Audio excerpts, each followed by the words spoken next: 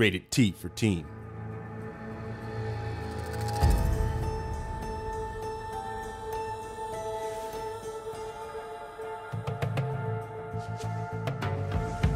Hello and welcome to GaiaCast, a spoiler-filled deep dive podcast into the world of Horizon from the team here at Guerrilla. This is our very first episode, and we're looking forward to taking a closer look, hearing some behind-the-scenes anecdotes, and maybe even learning some new things. Our first series of episodes will be focusing on Horizon Zero Dawn, the first installment of the Horizon series, which we launched in 2017. I'm Shante, and I'm joined by my co-host, Anna. How's it going today, Anna? Hey, I'm great, thanks. How are you? Yeah, I'm good. Thank you very much. And also, if you'd like to introduce yourselves, we have two guests from the team at Guerrilla. How are you? Good. Hi, I'm Annie Catane. I'm a senior writer here at Guerrilla. And I'm part of the narrative team. Yeah, I'm Ben McCaw. I'm the narrative director, and I was the lead writer also on Zero Dawn. During this first episode, we're taking a look at the hero of Horizon, Aloy, and how her character and story were designed and crafted into the beloved, exciting adventure of Horizon Zero Dawn. As we mentioned previously, this podcast series will be full of spoilers. So if you have not played Horizon Zero Dawn just yet, we recommend enjoying the game first before having a listen.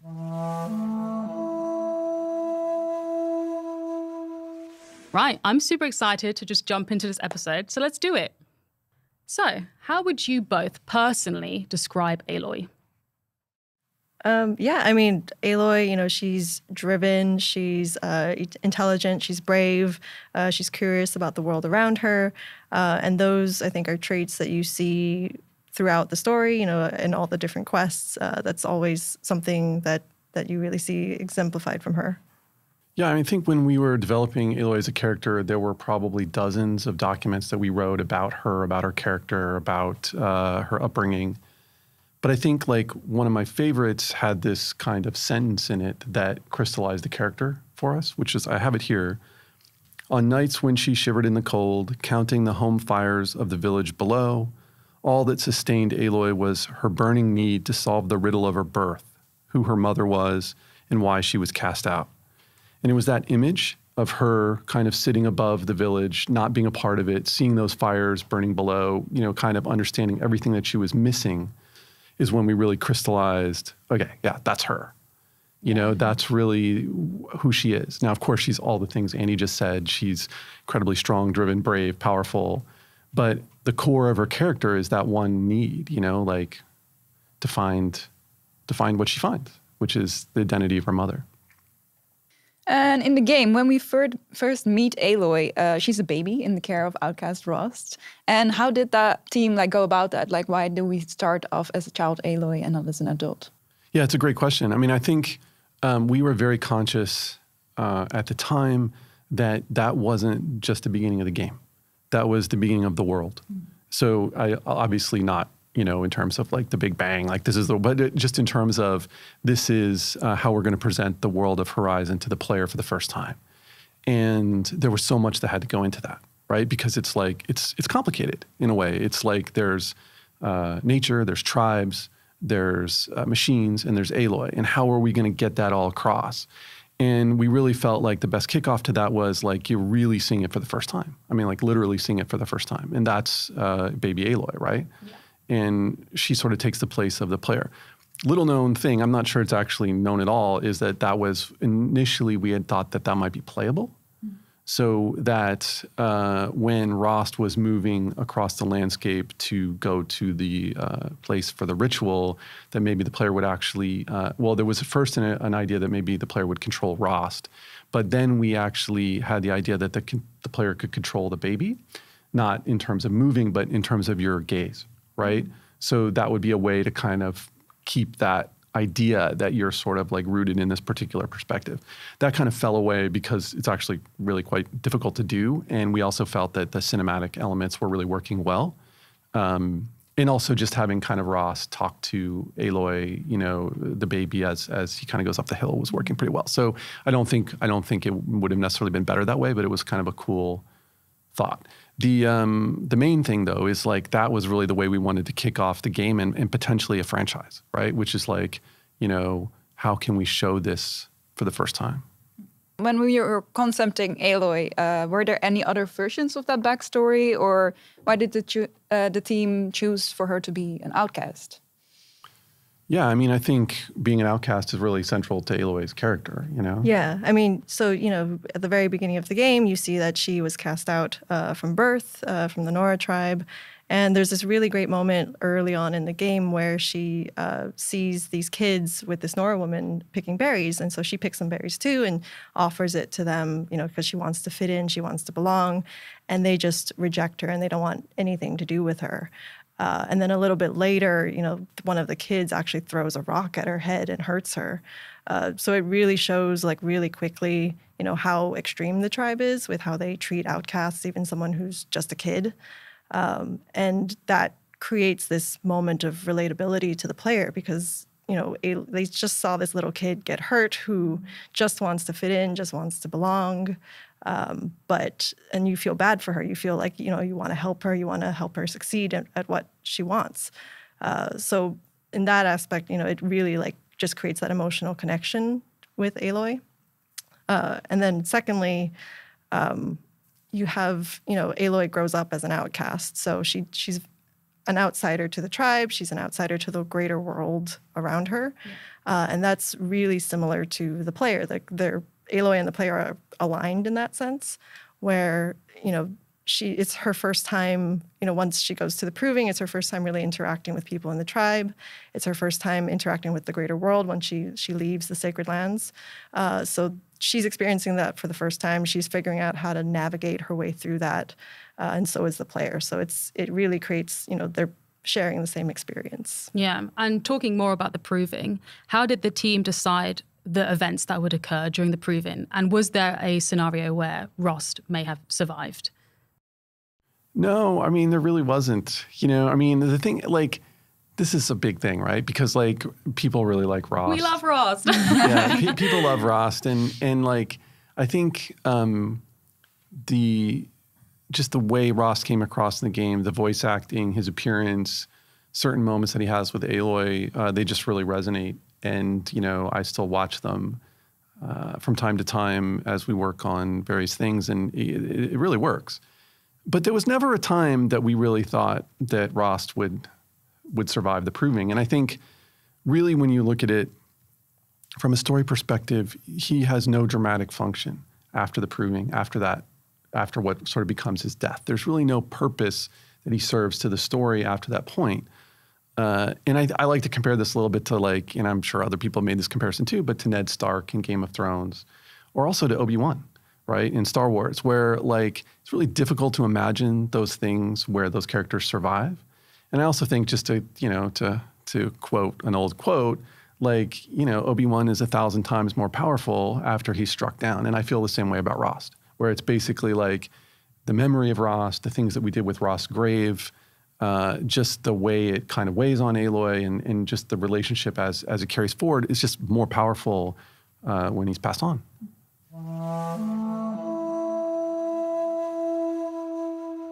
Aloy carries a lot on her shoulders through the story, but we know from playing her that she's always prepared to help other characters in need. Were there any side quests that you thought were particularly important to her character development? Yeah, I mean, so for me, you know, playing the game, one thing that I thought that really stood out was the series of quests at the Hunter's Lodge with Talana. Because I just like Talana. We a love lot. Talana. Yeah, but at the same time, you know, Aloy, you know, grew up as an outcast, and she, you know, had Rost, but aside from that, didn't interact with anyone else. She didn't have friends. And so, you know, you have quests with Varl, with Eren, with Petra and Vanasha, these other characters that she meets and forms friendships with. But to me, I really felt like the quests with Talana, you know, Talana is someone who's also a really good machine hunter. She's independent and driven in a lot of ways like Aloy. And so when she's taken under her wing and becomes her thrush and for the Hunter's Lodge, it really feels like they form this true friendship together. And it was just really nice to see that she gained something like that. I think there's one side quest that really stands out for me, which I think is called in Zero Dawn, A Daughter's Vengeance. So this is the quest where Aloy meets a couple other Nora, where it turns out that one of the Nora has left the sacred land in pursuit of one of the Red Raiders, and Karja, and has gotten into a lot of trouble. And it was actually, it was a really fun quest to develop. It was also a very difficult quest to develop because it had many parts. It was a quest that you could do before or after Aloy leaves the sacred land in various ways. So it had these kind of edge cases. And also it had this human combat that we were really trying to prove out at the time when you actually catch up with the guy. So it was cool and really instructive and difficult quest to create. But in terms of Aloy, I really liked it. And this is a little bit similar to Annie's answer because of the Nakoa character. So the Nakoa character, who's the character that kind of like leaves and to never return the sacred land to go pursue revenge, there's a lot of parallels to Aloy there, where this is someone that also had the will to kind of leave the sacred land, and someone who was willing to defy the authority of the matriarchs, and someone who really is her own person, and someone who suffers, just really suffers a lot in the pursuit of this vengeance. And I thought all of those things were really great parallels for Aloy. It was like, it really felt like someone that she could respect, and someone that you sort of could imagine, if they could meet up later, they would be friends. Mm-hmm. And actually that was something we wanted to do, but eventually I don't think it made it into the game. But it's just a personal favorite of mine, both in terms of the development and in terms of kind of what the quest actually wound up being story-wise. And talking more about the loss of Rost, Aloy's parental figure and essentially her closest friend, her person that she always goes to, her mentor. Further on along in the story, we meet Silence, who is a much more manipulative and just not necessarily cruel, but maybe a character that a lot of people have trouble identifying with. Did the loss of Rost affect the relationship that Aloy could have built with Silence, or are their interests just not compatible? Yeah, I mean, I think, one really big difference between Silence and Rost is Rost really was Aloy's mentor. He raised her, he trained her to survive in the wilds and hunt and fight. So he really filled that role for her. Whereas Silence isn't really her mentor. He knows a lot about the old world. He's made all these discoveries on his own. But he's not there to guide Aloy through those discoveries. He in some ways needs Aloy to help him learn more about the past. So there's just a really big difference there. And in fact, it's more of there's more envy and more jealousy between the two of them, just because, if Silence could, he would definitely just, continue on his own, and he wouldn't use or associate with Aloy if he could. But, because she's a clone of Elizabeth Sobek, and she has this genetic key that allows her to go into these facilities and access this knowledge. It's just something that Silence doesn't have. And so he needs her for that. So I think that's more of what their relationship is. He is someone that she can talk to about these discoveries, and they go through a lot of that adventure together.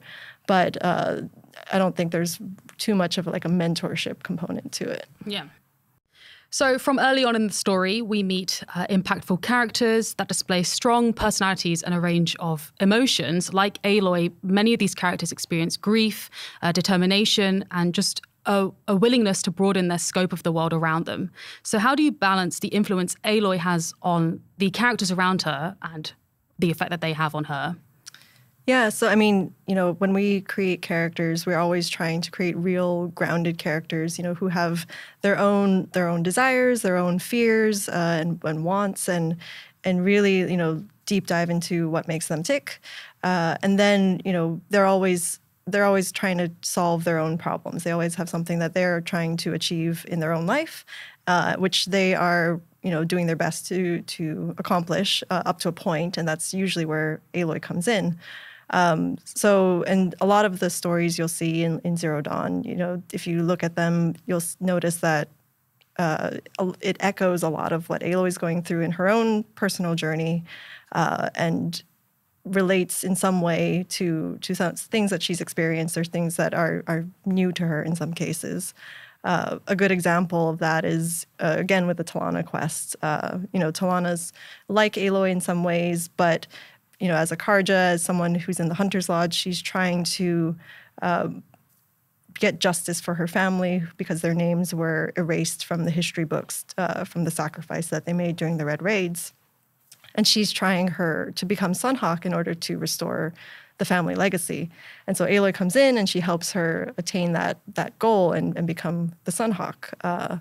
And for Aloy, the influence on her is that even though Aloy grew up as an outcast and she was shunned and hurt in a lot of ways, she never really experienced the gender discrimination that Talana experiences, because up until very recently, women weren't allowed in the Hunter's Lodge. And even though Talana is a member and Aloy becomes a member, they still face that resistance from more traditional people who are part of the lodge.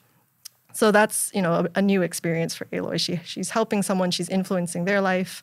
But, in Talana, she gains a friend, and she's also, this is the first time she's really experienced this other side of another culture, of another tribe. And then if you look at another quest, like with Erend, she meets him pretty early on at the Proving, and then meets him again later in Meridian. And by that point, he's lost his sister. So he's, grieving heavily for the loss of his sister, who he loved very much. And Aloy comes in and helps him, sort of solve that mystery of how did she die? What happened to her? And through that quest, you see, Aloy develops his friendship with Erend, but at the same time, she kind of becomes like his sister. She takes, in some ways, the role that Ursa had in his life by being there for him, supporting him, but also trying to help him get past this grief that he's struggling with. So, just making sure that our characters have, they're grounded, they feel real, they're trying to solve their own issues. And so that has an impact on Aloy, and Aloy helps them, and she has an impact on their lives as well. I think that last part is especially important because I think, when you're talking about a open world game that's single player, it's the player that has the impact, right? It's like we want to make sure, of course, obviously all the characters, and especially the ones Annie mentioned, have an impact on Aloy, but the emphasis is almost always on the just really large impact that Aloy and the player are having on their lives, right? So Erend would never have been able to solve this mystery about his sister's death without Aloy, or in Talana's case, Talana, actually, I think maybe she would have made it anyway. I think so. She would have made it anyway. But obviously, Aloy is a huge help, right? Yeah, sure. And I think one of the really enjoyable parts of that is when they sort of take on Red Maw together, and they kind of climb that final mountain together. But in a game like this, it's sort of always about the player's perspective, the player's experience, and we're always trying to make sure that that's the big impact, So when you're playing through the story, Aloy has these dialogue options, of course. So when you're interacting with other characters, you can choose what she's going to say next. Were any of those options, were they canon? Yeah, that's a really interesting question. I mean, but my answer is kind of simple and complicated, which is that they're all canon. So, one of the things we wanted to do is we knew we had an open world game with a very limited possibility space, because it's through Aloy's eyes. So if you look at Fallout, or if you look at any number of other RPGs that have a larger kind of character, player-driven character, that you can do a lot of different things. You can lie, you can cheat, you can steal, you can kill, right? And we wanted to make sure that everything is really within a space of what Aloy could do as a moral, ethical human being. I mean, that's what she is, right? So, but we also wanted to give the player some expressiveness and to have some branching qualities to these conversations. And all of her responses are completely valid. All of them are within her possibility space. All of them, to me, are pretty much spot on in terms of if you wanted the canon to be a particular way. And they represent, three different parts of her psyche, right? Like her sort of more compassionate nature, her more aggressive nature, which is, really there, right? Like Aloy has quite a lot to be angry about in the world. Sure. And also her mind, her ability to be rational, and of which she's really, really good at that. So they were written in a way that any of them could be possible. So, I mean, ultimately it's kind of like the player's decision, and that was sort of the point. Yeah, that makes sense, yeah. You already mentioned like Aloy being raised as an outcast kind of meant that she didn't grow up with certain things like experiences, like different relationships and beliefs and cultures, up until the proving at least. And what do you think is her mindset when entering different tribe lands and getting to learn all about those differences?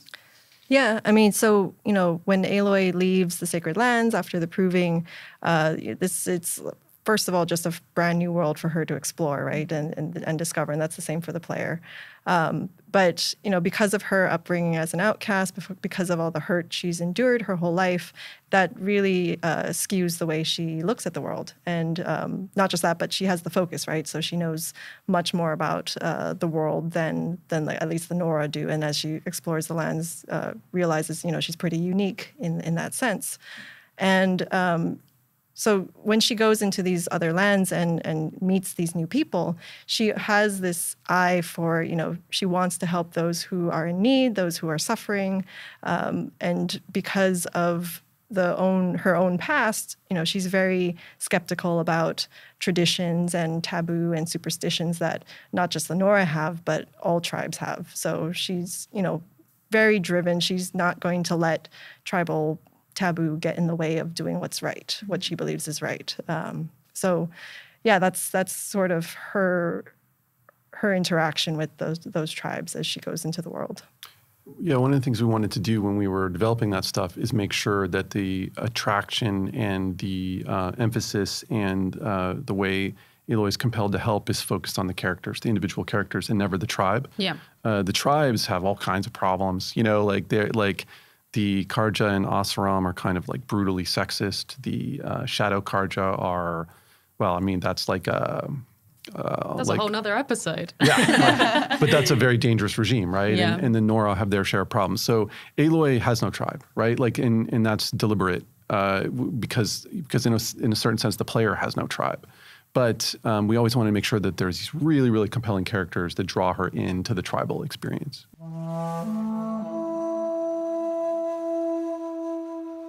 What are your most remembered scenes with Aloy, either from the developer perspective or from the player?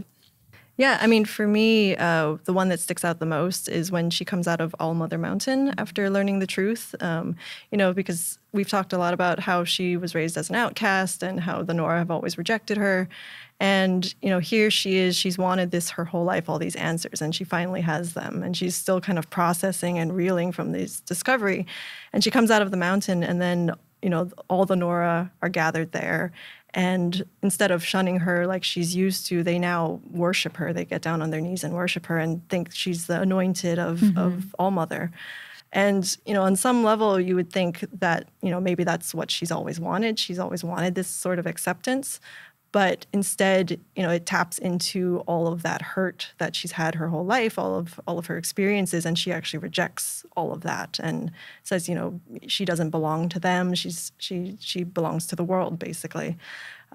So that was just really cool to see, you know, her getting those revelations and then coming to face with the tribe and making that decision about like, no, I don't accept this, and I am going to try and save the world. Yeah.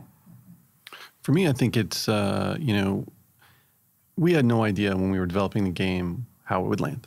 Zero, right? Like, we had spent years developing this project. Like, it was a big change for the studio, and there was no real indication necessarily of how successful it would be, and its success kind of, like, was bigger than we ever kind of imagined. But there was a moment when the ending of the game, the epilogue, was shot and the voices had been recorded, and we were seeing that for the first time.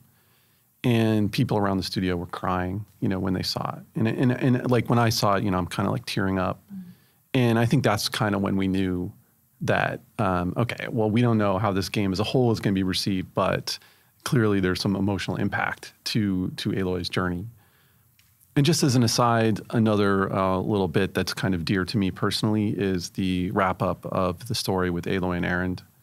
I think there's a really nice moment there where he, you know, because when they first meet, he's kind of hitting on her a little bit, and she's having none of it, and he seems a little brash. But then at the end of their quest line, he kind of says to her, I'm not going to get the exact words right, but it's sort of like, I'm glad I was just worth a second of your time.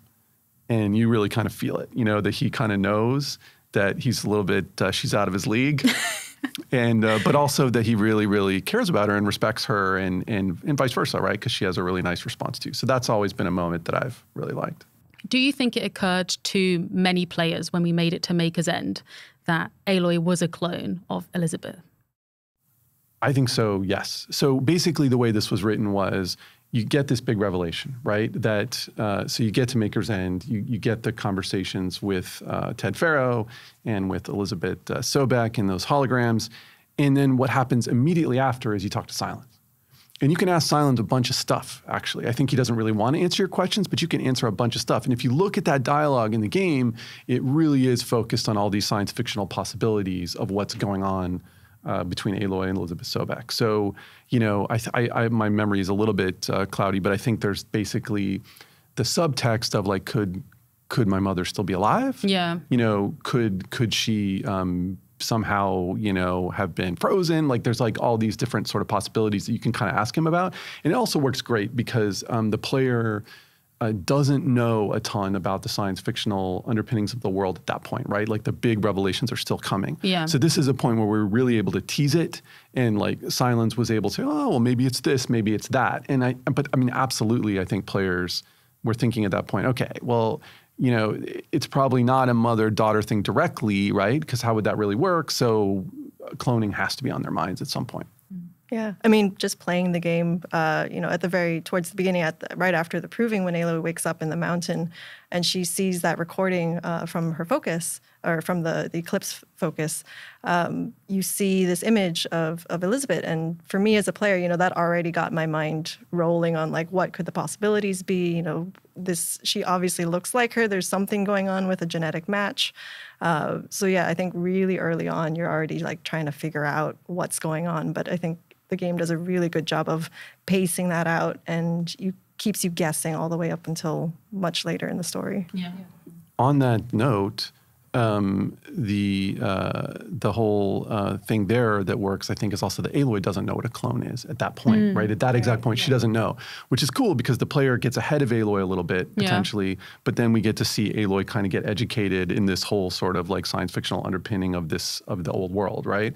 So it's nice because we can kind of have it both ways. The player can be suspecting it a little bit, but Aloy doesn't know it. And it's still pleasurable to kind of ride that intellectual journey with Aloy and kind of figure that out. Yeah. Yep.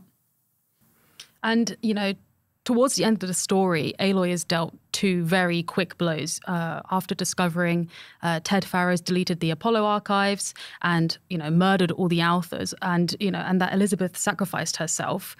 What emotions was Aloy experiencing at the time, as she also dealt with listening to Silence in her ear, who was not, you know, particularly kind?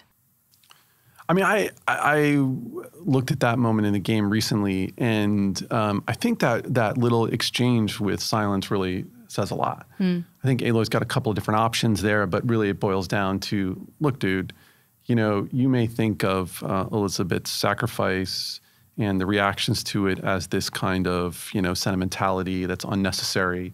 But the reality is it's that emotional drive that she had and that she gave the people around her and her need to save the world. It comes from the heart. It comes from a desire, you know, a moral, ethical desire to save humanity. That emotion is like really, really important. You cold-hearted guy, you know? And that's also one of the few moments in the game where he cedes something to her, where he sort of says, yeah, okay, maybe you're right. And he doesn't, that's not a Silence thing to say, you know? I think that really sums up at least her reaction to her genetic mother's death, which is like, she kind of gets it. She kind of gets it, right? She understands the importance of that sacrifice, what went into it, and what it means. In terms of Ted Farrow and you know, killing the alphas and that whole thing, I mean, I think Aloy just feels, just in Silence too, just in rage. I mean, it's like here's a guy who, because of his ego and because of his need to cover up his own culpability, you know, murdered not only, you know, a room full of people, but also the entire cultural history of the world, right? Yeah. Like, so he's, you know, I mean, I think they're pretty upset. For sure. Yeah. I mean, for me, when I was playing the game and we get to that moment, it's one of those moments where even after you turn the game off and walk away, it's just kind of bothering you in the back of your mind. Like, it's just haunting you. I'm like, I can't believe someone would do that. Absolutely, yeah. And yeah. When we were developing that, we had a lot of questions about how the holograms in the game would really come across. Obviously, there's these like really full-blown cinematic moments throughout the game, and then there's these kind of blue holograms, right? And we weren't really sure how they would land. But I think that moment is the moment where the holograms really, really work. Because it's like you're kind of there, you're kind of in the room, you see those people sit down, and then you see them just die like in front of you. And it's like, that's where I'm like, oh my gosh, I'm really glad we did it this way, instead of like trying to do a more cinematic treatment of that, because it just makes it more effective to kind of be there. In the moment. Yeah. Yeah, because you're still controlling Aloy at that point, and you can walk around the room, but you can't do anything about what you're seeing. You just have to just let it happen. Yeah. What kind of closure did Aloy get from being the one to defeat Helis, an enemy who took Rost, who took her blossoming relationship with Vala from her at the start of the game? Well, I think Aloy says it pretty well. Because I went back and I looked at that bit and I forgot kind of how sharp she is with Helis, which is understandable. But I mean, basically what she's saying to him is like, you don't matter, right? I mean, like there's 3 different flavors of it. And one of them is literally, I don't have time for this, right? Yeah. I don't have time for this. I have a pressing business on the matters. Alite. The city's falling apart. Hades is the real enemy that has to be stopped. But I think that's also really important, which is that like, obviously, of course, there is vengeance involved for Rost. And in 2 of the incarnations of that moment, she does say like, turn your face to the sun, right? Because this is the moment where she gets her throat cut. But so there is vengeance, no question. But in the end, she knows that he's not the primary antagonist, right? It's like Hades is responsible for everything. And not only that, Helis is a fool. At the end of the day, Helis is a fool. He's a dupe. He's someone who is used for this purpose. And she even says that. She says, you're not the chosen. Hades chose you because you're a fool. Yeah. And the message there is that, this guy is going to be relegated to the dustbin of history. And that's exactly the right message, because she's got really, really important things to do, across the way. Yeah. And the team provided the player with the opportunity to visit Rost's grave, throughout the game, where Aloy would provide him with updates about, what she was experiencing, what was happening in the world. What impact do you think that had on the players? Yeah, I mean, I think, being able to go back and visit Rost at various points in the game, it really shows the impact that Rost had on Aloy's life. Because his actual involvement in the story seems like it ends pretty early with the proving. But you see, just how much Rost meant to her, how much she cared about him, and how much he taught her, all those lessons that he taught her. And for me, it's this nice introspective, reflective moment for her, because most of the time during the rest of the game, she's very focused and driven and just concentrating on, what she needs to do next, what threats she's facing. But these moments allow her to, just take a bit and just talk to him and connect with him and sort of give him the updates on what's happening. But I think one thing that's just really, really interesting about Aloy and Rost's relationship is that Rost, at his core, he was very Nora, and he believed wholeheartedly in the Nora traditions and their laws. And, because of Aloy as an outcast and with the focus, she just knows so much more about the world. She never agreed with that viewpoint, and she never could. So there's, she cares about him a lot. She misses him dearly, but at the same time, there's always this feeling that they could never fully understand each other, that they were never in sync in that way, because they just had these differences of their beliefs. Yeah, I mean, that's one of the things I really like about the way that dialogue is written, because it doesn't try to resolve their relationship. Like it tries to expand on it a little bit and to give it some depth, and also to kind of recap the story, and it does all these things, but it's never trying to kind of like say this is done, or this has a sort of completely happy ending, You were talking about it already a little bit, but how did the team decide that Elizabeth should be the one that actually sacrifices herself? I think for us, it was just clear that she needed a heroic death. I mean, there's no way that she could wind up just being kind of like overrun by the swarm. Like that seems like a very mundane way for her to die in the context of what was going on for everyone else. And I think it also had to be something always, always, always for Aloy to aspire to, right? Like it couldn't just be that, you know, Aloy's kind of trying to live up to Sobek's example. It had to be that Sobek's example is a paragon always, right? That like whatever she does is in the service of humanity. And that seemed like that it had to have that kind of moment. I think it also has the nice little seed, of course, that we wanted to plant in terms of like the resting place of her genetic mother, right? There's actually a line that I had forgotten about, but right in there where she says, like, she said she wanted to go home. I wonder if, and Silence is like, what? And she's like, nothing. But that little seed, you know, kind of helps plant the epilogue and like her going to kind of find that. So I think it just works on a number of levels, but mostly it was just like, this had to be epic, right? Like how could her life is epic, you know, her impact on the future is epic. How could her death not be epic, you know? Why did the team choose that moment as the ending of the story, actually, this super emotional closure of Aloy's journey? Yeah, I mean, I think there's a lot of ways to look at the game. It's you know, at its core, it's a tribal machine hunter that's battling these machines. It's set in this like beautiful natural environment, has all these tribes that are interesting. It's an open world game. It's got a lot of alternate, what alt future or science fictional elements. But when you're trying to design a story like that, at the end of the day, a story like that has to be about a protagonist and a desire. And Aloy's desire is really simple. I think I mentioned it a little bit earlier. It's like she wants her mommy. And everything kind of comes from that. And you can't have that story where she doesn't find her mommy, right? And she finds her mommy in a number of different ways, right? But it needs the moment where she feels a little bit of her mother's embrace. And that's what that moment is. The story is simply not complete unless she gets what she wants. And what she gets is a kind of hug.